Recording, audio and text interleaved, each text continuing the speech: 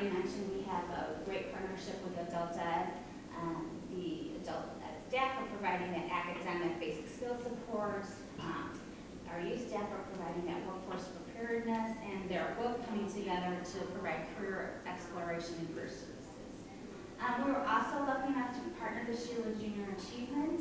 They trained our JAG staff on their entrepreneur and financial literacy. So the JAG staff are actually delivering those into the classroom, and they loved it. They asked for feedback. So we're going to continue that partnership.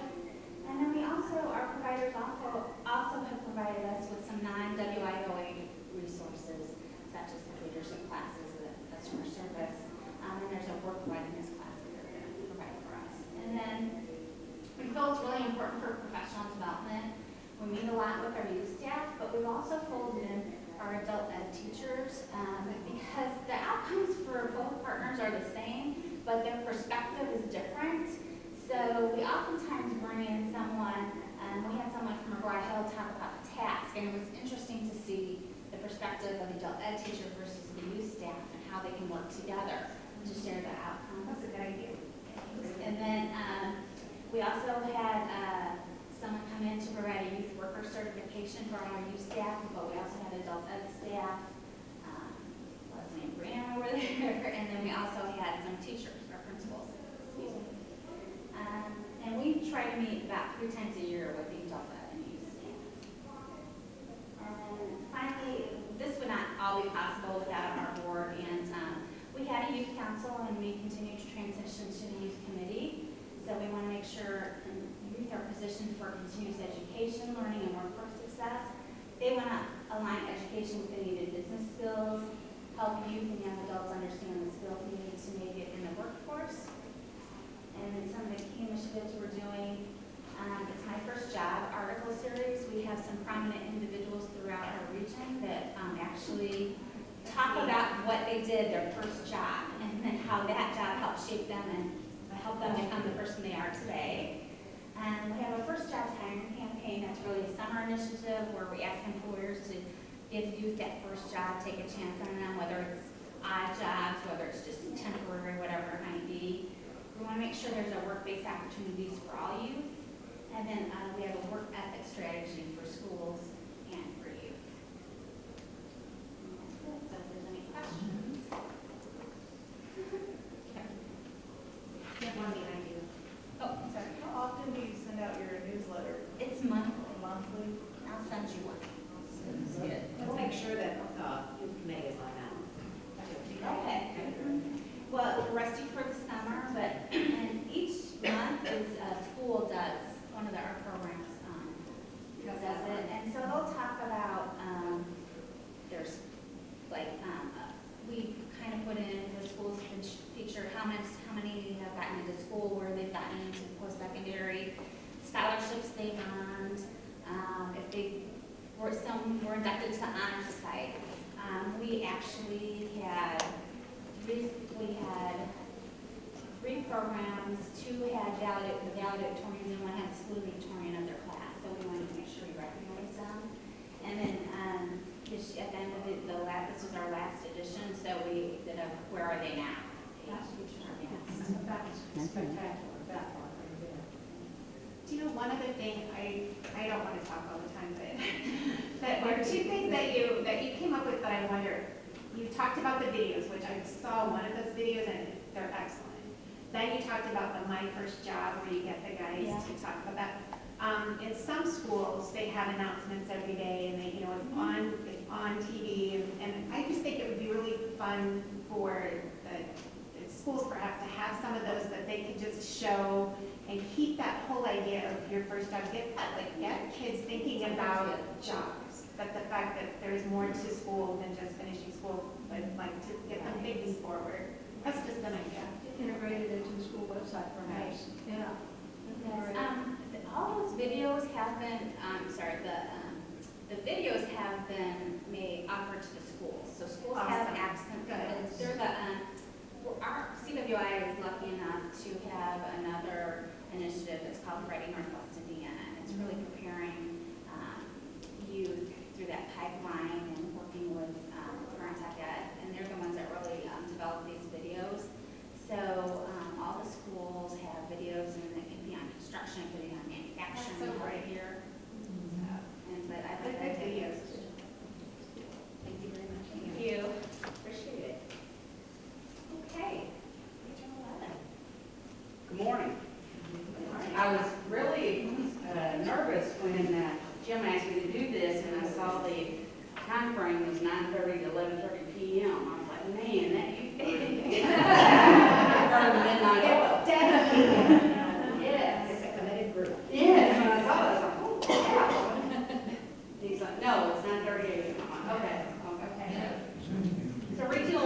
is made up of 9 counties in southwest Indiana. We have Knox, Gibson, Vanderburgh, Posey, Warwick, Spencer, Perry, Du Bois, and Pike.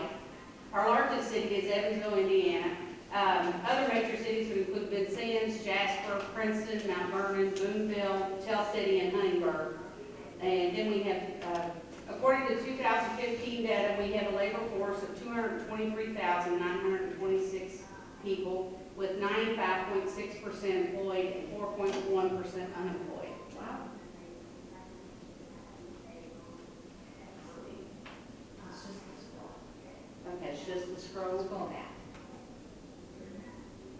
There. The board recognizes that it must create partnerships to be able to reach its goals, and the board has created partnerships in the K-12 education system, post-secondary system, and with the employers in the region. These partnerships will allow the board to prepare an educated and skilled workforce by collaborating with employers and educators to establish skills needed of job seekers and educating and training job seekers in those skills needed by the regional employers.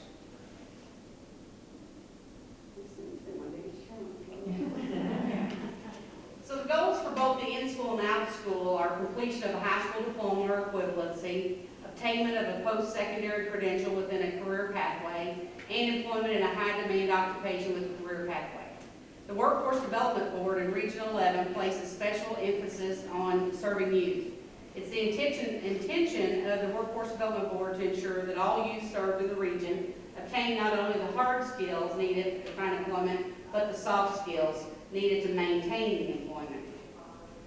Our goal is not just the high school diploma or equivalency, but the addition of post-secondary training to enhance their ability, their ability to obtain and maintain employment. The Workforce Development Board encourages regional employers to require, at a minimum, a high school diploma. However, efforts will increase to involve post-secondary training, from short-term certification up to a 1-year post-secondary program. Region 11's overarching strategy for training the workforce is to build the workforce pipeline through 3 major groups. These groups are K through 12 and post-secondary education.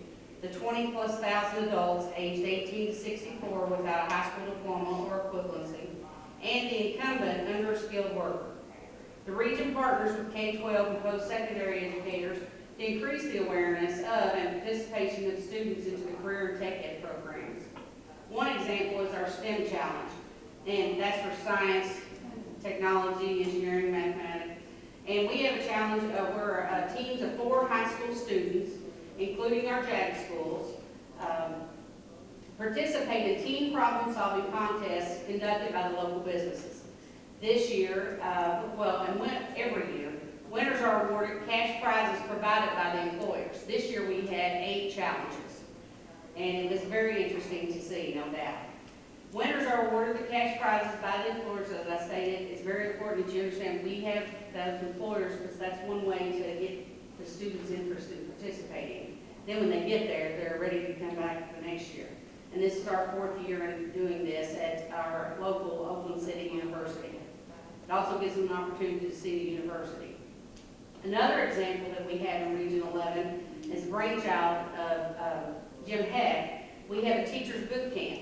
And what this is the teacher's boot camps are the teachers or counselors we have 2 different boot camps this year. The first year we had Alcoa, which consisted of Toyota, Berry Plastics, Savic, and I have them written down here, hold on.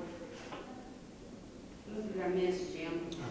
Alcoa, of course, that's the name of the whole program because they funded the first year. And then the second year, that same group did that boot camp, and then Du Bois County started a boot camp with 5 employers, consisting of Kimball Electronics, Kimball International, Jasper Engines and Transmissions, Master Brand Cabinet, and Office Furniture, OFS.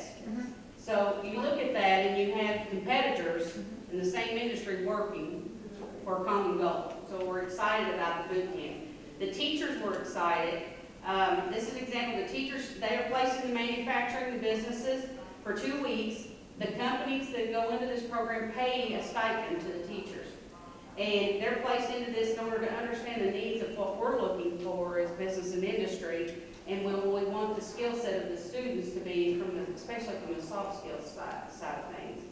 and then they encourage students to seek classes and training for these jobs that are available.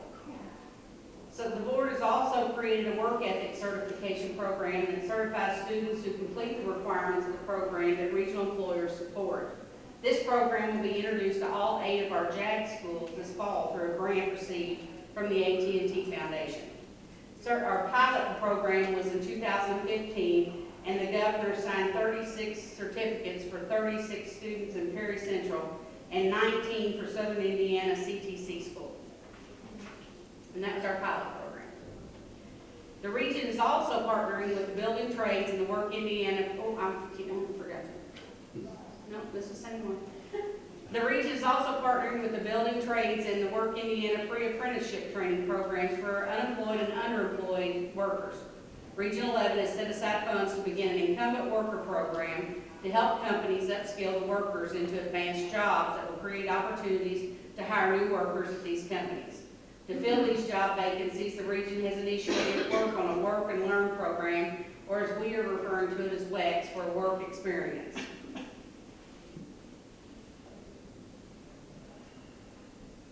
Our in-school programs are through the JAG program, and we currently operate 8 JAG schools in our region: Vincennes Lincoln, which is in Vincennes, Indiana; Gibson Southern, which is in Fort Branch; Princeton, which is in Princeton; Pike Central, which is in Petersburg; and Tell City, which is in Tell City; Mount Vernon, and South Ridge is in Huntingburg. And then we have Bossy that's in Evansville.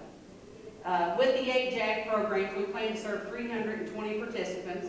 We have other schools in our region that would like to have a JAG program, but we lack the funding to make that happen at this point. It moved on its own. Okay.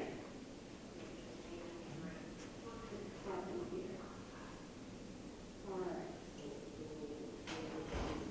I think that's what we got, slide 5.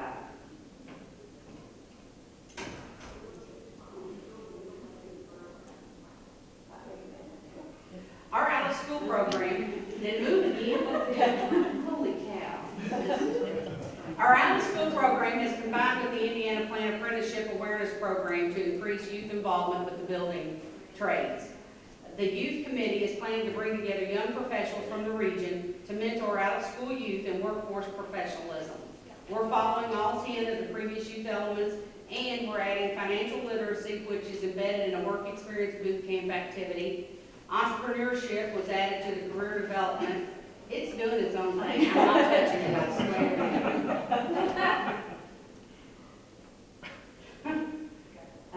It's a requirement that youth are registered in Indiana Career Connect and complete the Indiana Career Explorer assessment. These career tools provide labor market and employment information to youth. In-school youth participate in field trips to local post-secondary educational institutions, complete the FAFSA, and a minimum of 2 college applications. Out-of-school youth receive a career research packet that is completed with a youth staff member. Youth staff encourages campus tours to discuss the differences between high school, adult education, and college classes. We're going to go for this one more time. Okay. Liza, keep it.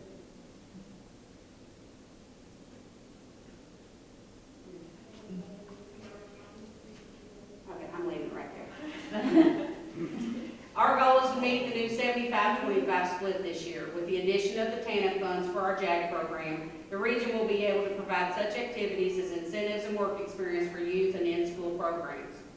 Our allocation to in-school youth from our WIOA funds is $209,157, but the total in-school youth budget is $723,352, thanks to the additional state and TANF funds. Our allocation to out-of-school youth from our WIOA funds is $627,470, but the total out-of-school youth budget is $652,470. While our goal is to achieve the 75-25 split, due to reduced WIOA allocations, it becomes more difficult to achieve this goal. We are always looking for additional funding for our youth programs. See, this goes straight. I need somebody to use.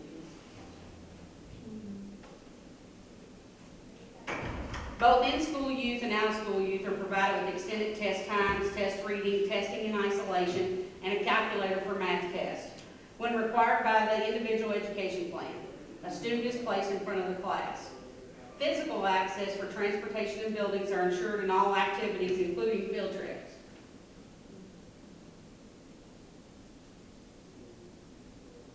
Our Workforce Development Board currently has the following standing committees. We have the Executive Committee made up of the officers and all committee chairs. The Finance Committee is made up of both board and non-board members, making sure we're staying on budget and making recommendations for any changes. The Operations Committee is made up of both board and non-board members, looking at all aspects of the one-stop centers and also crafting policy in the region. Business Services Committee, made up of both board and non-board members, looking at how best to serve businesses in our region. The Youth Committee is made up of both board and non-board members, looking at our youth programs and overseeing all aspects of the program. And the Human Resources Committee, which is made up of board members that are HR knowledgeable to handle the HR issues of the staff. The Youth Committee is made up of board and non-board members. The committee oversees both in-school and out-of-school youth programs. This committee has worked to help create the work experiences in our region. Our board has been involved in helping to create a number of initiatives to help build the workforce to the future. This includes the STEM challenge I mentioned earlier, where the teams of 4 students compete in team problem-solving challenges created by area businesses. And the other event is the teacher boot camp, which we have started. And this year, 46 teachers were put through this, the 2 weeks of work at local manufacturers. At the end of the 2 weeks, these teachers presented how they would implement what they had learned during the boot camp in the classroom.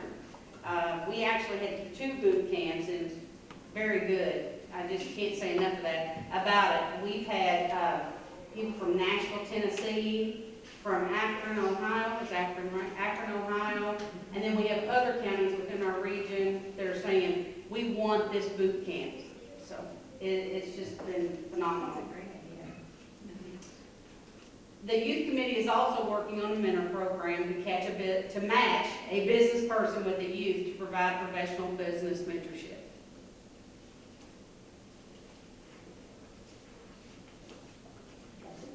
Any questions? I forgot to tell you who I am, didn't I? Just realized that. That's one of the questions, okay. My name is Sue Hobby, and I'm the chair for Region 11. Questions for Jim? How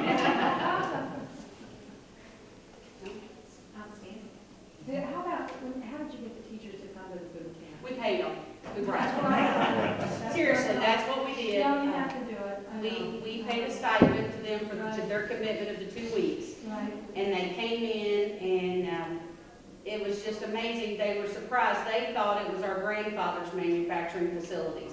They had no clue what was there today. That's right. And we spent every presentation we have sat through in both boot camps so far has been, wow, we had no idea. Do they get professional growth points for going to this? Yes. Okay, good. As a matter of fact, they get master's degree credit for the one in the Alcoa boot camp, so they get, Fantastic. The Alcoa one, yes. Du Bois County, we went through Vincennes University, worked with us. Oakland City worked with the Alcoa one. We chose in Du Bois County to take Vincennes, since it's right there in our backyard, and we did the PGPs. Fantastic. Have you seen students transition into those types of jobs? It's our second year. Second year? But what we did is we took some teachers, some of their ideas from year 1, shared that with the year 2 folks and said, here's what they've come up with so far. And they're like, oh, yes. And so I think this is something that you're just building. This is a strategy for our future workforce. I think it will take a good 4 years probably before we see the impact, the long-term impact of the students. But we've already made an impact with the teachers. I agree that not only do people in our generation not realize what's inside some of these manufacturing, what it looks like, and then what that, like all of the state-of-the-art equipment, all of the technology that's involved, but I don't think kids have a clue. And so it's. The important. teachers didn't have a That's my clue. point, and so the teachers don't, the kids aren't, they don't know either, so. And when we talk about, they gave input one teacher said, you need to come to our high school and set up like the military. The military's there all the time and tell them how great the military is. Why aren't you employers there setting up a booth at lunch, telling them how great you are? We're like, never thought about it, So there's a lot of collaboration going on. We needed to somehow impact the students, and we couldn't figure out how, and Jim came up with this idea, and it's been wonderful. So we had to tell his wife he did have a great idea. One. We know one is major. Way to go, Jim. Thank you very much, appreciate it. Thanks, James, for presenting. Okay, Region 7.